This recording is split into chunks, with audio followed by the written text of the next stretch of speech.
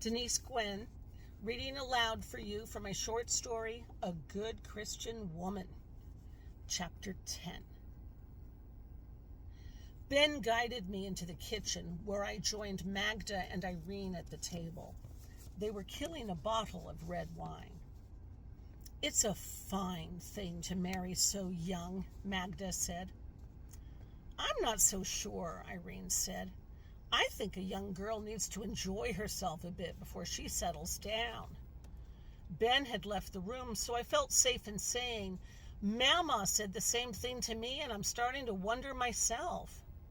They gazed at me a moment, then exchanged glances. "Still," Magda said, "you don't have to rush into marriage." She winked at Irene. "Nobody has to get married anymore." "Remember what they used to say?" Irene said. "The first baby always comes on time." "Mama says I've got an old soul," I said, draining the last of my white wine and reaching for the bottle. "You do," Magda said, smiling warmly. I poured and sipped. A pleasant, friendly silence.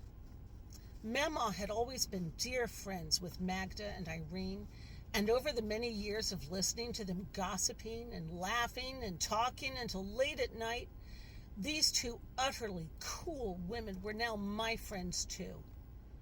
I could talk to Irene and Magda as openly as I did to my friends. I couldn't ever imagine talking with the same easy frankness with Mrs. McClintock. Irene turned to me with a tentative smile.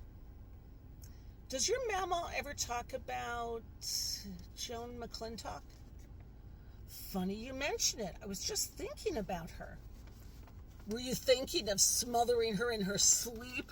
Magda cackled. "Magda," Irene said, "be nice." "You hate her as much as I do," Magda shot back. "Yes, but let's just be nice, okay?" "What the hell for?" I looked from Magda to Irene with growing unease. "What's the big secret?"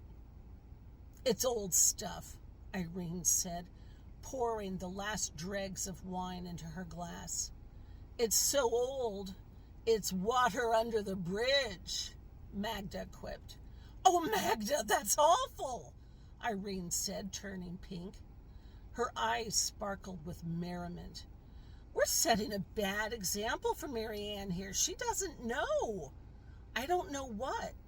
"Joan's got the cancer," Magda said. "I know that, but—" Irene drained her glass. "Can't kill her too soon, by my reckoning."